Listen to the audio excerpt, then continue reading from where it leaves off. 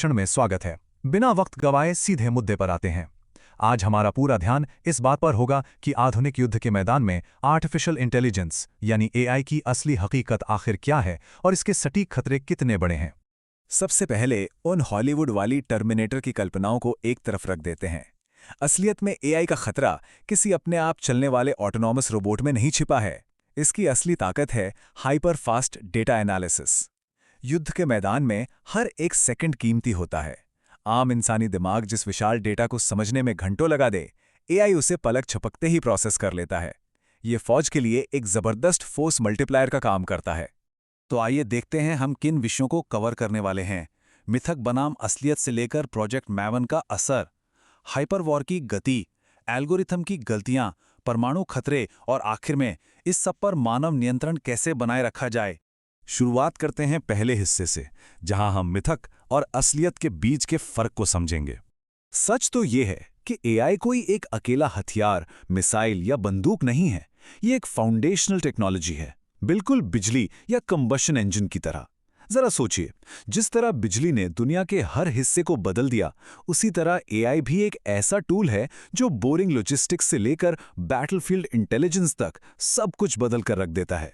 ये किसी एक हथियार को बेहतर नहीं बनाता, बल्कि युद्ध लड़ने के पूरे तरीके और कॉम्प्लेक्स सिस्टम्स को कई अलग-अलग डोमेन्स में ऑप्टिमाइज कर देता है। अब आते हैं दूसरे हिस्से पर, जहां हम प्रोजेक्ट मेवन को एक लाइव लेबोरेटरी की तरह काम करते देखेंगे। साल 2017 में यूएस डिपार्टमेंट ऑफ डिफेंस ने ड्रोन डेटा का विश्लेषण करने के लिए प्रोजेक्ट मेवन शुरू किया था। एक साल बाद गूगल के कर्मचारियों ने नैतिक विरोध के चलते इस प्रोजेक्ट से अपने हाथ खींच लिए, जिसके बाद पैलेंटियर ने इसकी कमान संभाली। ये वाकई हैरानकुन है कि कैसे एक विवादित सिलिकॉन वैली प्रोजेक्ट तेजी से विकसित हुआ और आज 2022 से लेकर अब तक ये यूक्रेन में युद्ध के मैदान का एक सक्रिय और जिंदा डिसीजन सपोर्ट सिस्टम बन चुका है। सिर्फ 10 मिनट प्रोजेक्ट मेवन ने यूक्रेन में फाइंड, फिक्स, फिनिश यानी दुश्मन को ढूंढना, उसकी पोजीशन पक्की करना और उस पर निशाना लगाना, इस पूरे टारगेटिंग साइकिल को कम करके 10 मिनट से भी कम कर दिया है। जो काम पहले घंटों में होता था, वो अब चंद मिनटों में हो रहा है। ये एक बेहद बड़ा टैक्टिकल फायदा है। ये ठोस उदाहरण साफ दर्शाते हैं कि एआई किसी ऑटोनॉमस किलर की तरह नहीं, बल्कि एक विशाल इंटेलिजेंस एग्रीगेटर की तरह काम कर रहा है। चाहे मई 2022 में जनरल वैलेरी गेरासिमोव की प्रिसिजन टारगेटिंग हो या फिर सोशल मीडिया इमेजेस का विश्लेषण करके मेरिविका में रशियन बैरिक्स पर सटीक हमला करना हो, एआई अलग-अलग सेंसर नेटवर्क से कच्चा डेटा निकालता है, उसे जोड़ता है और हाईमास आर्टिलरी के लिए बिल्कुल सटीक टारगेट सेट करता है। रॉ डेटा मिनटों में तबाहकुन प्रिसिजन स्ट्राइक्स में बदल जाता है और ह्यूमन कमांडर्स को फैसला लेने में मदद करता है। तीसरे हिस्से की तरफ बढ़ते हैं, जहां हाइपर वॉर की गति एक दो-धारी तलवार साबित होती है। इंसानी सोच विचार हमेशा ठहराव वाला होता है, जिसमें 2 बार सोचने की क्षमता होती है और जो एक नैतिक दायरे में बंधा होता है। इसके ठीक उलट एआई हाइपर फास्ट और कंप्लीटली लिटरल होता है। इन दोनों की रफ्तार के बीच का ये जो गहरा फर्क है, वो एक बैटलफील्ड सिंगुलैरिटी पैदा करने का खतरा रखता है। ये एक ऐसी स्थिति है जहां युद्ध की रफ्तार इतनी तेज हो जाएगी कि इंसान अपने आसपास घट रही घटनाओं को समझने और उन पर सही प्रतिक्रिया देने की क्षमता पूरी तरह खो बैठेंगे। चौथे हिस्से पर नजर डालते हैं, यानी एआई के एल्गोरिथम्स और उनकी गलतियां। एक बेहद जरूरी सवाल, क्या होगा जब मशीन गलत हो? जब बात अफरा तफरी वाले माहौल की आती है तो हमें ऑटोमेशन बायस का सामना करना पड़ता है। ये इंसानों की वो फितरत है जिसमें हम मशीन्स के दिए गए फैसलों पर आंख मूंद कर भरोसा कर लेते हैं। अगर एआई कच्चे या गलत डेटा को गलत समझ बैठे तो परिणाम सीधे तौर पर घातक होते हैं। साल 2003 का ये किस्सा रोंगटे खड़े कर देता है।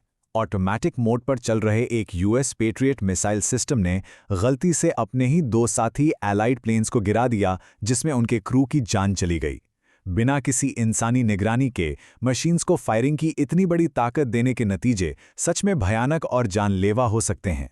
ये ऐतिहासिक घटना इस खतरे की सबसे बड़ी और दर्दनाक मिसाल है।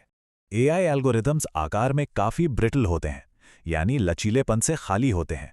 अपने ट्रेनिंग दायरे के बाहर निकलते ही ये बुरी तरह फेल हो जाते हैं। जैसे अल्फागो गेम, जिसका बोर्ड साइज थोड़ा सा बदलते ही वो कंप्लीटली फेल हो गया था। एआई को सिखाने के लिए क्या मिसाइल है और क्या मिसाइल नहीं है, जैसे हजारों एग्जाम्पल्स चाहिए होते हैं। और यहाँ सबसे बड़ी चुनौती ये है कि युद्ध की धुंध यानी फॉग ऑफ वॉर को लैब में कभी रिक्रिएट नहीं किया जा सकता। इन मिलिट्री एल्गोरिदम्स को असली वॉर टाइम कंडीशन से पहले टेस्ट करना लगभग नामुमकिन है। पांचवां हिस्सा एक बहुत बड़े दर पर रोशनी डालता है, परमाणु खतरा और डगमगाती स्थिरता। 1983 का वो दिन याद करने लायक है जब सोवियत अर्ली वार्निंग सिस्टम ने 5 आते हुए यूएस आईसीबीएम मिसाइल्स को डिटेक्ट किया था।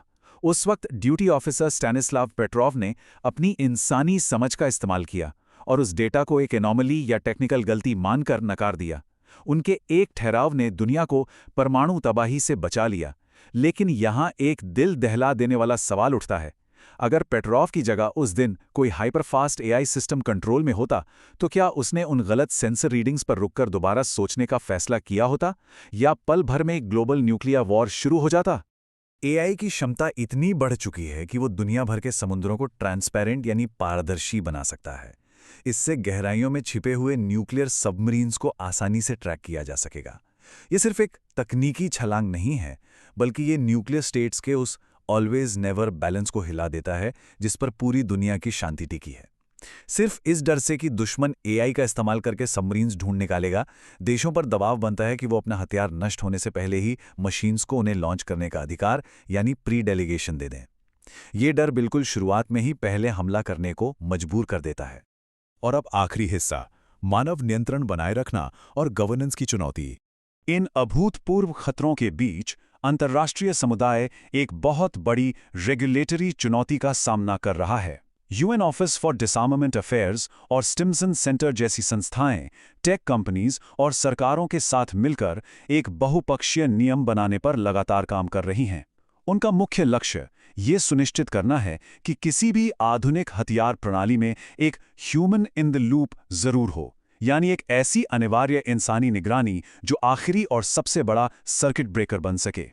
प्रोजेक्ट मेवन के पहले डायरेक्टर जैक शेनाहान का एक मशहूर बयान है जो इस पूरी स्थिति को बाखूबी समझाता है।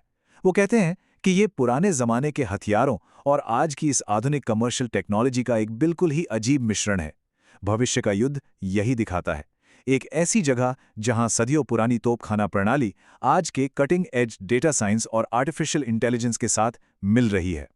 जैसे जैसे एल्गोरिथम्स युद्ध की रफ्तार को तेजी से बढ़ा रहे हैं, आखिर में एक बड़ा सवाल पीछे छूट जाता है। क्या मानवता इस आखिरी ओवरराइड स्विच पर अपना नियंत्रण बरकरार रख पाएगी? यानी क्या सिस्टम का आखिरी कंट्रोल इंसानों के हाथों में ही रहेगा? ये अंतर्राष्ट्रीय शांति और आने वाले कल के लिए एक ऐसा सवाल है जिस पर शांति से विचार करना बहुत जरूरी है।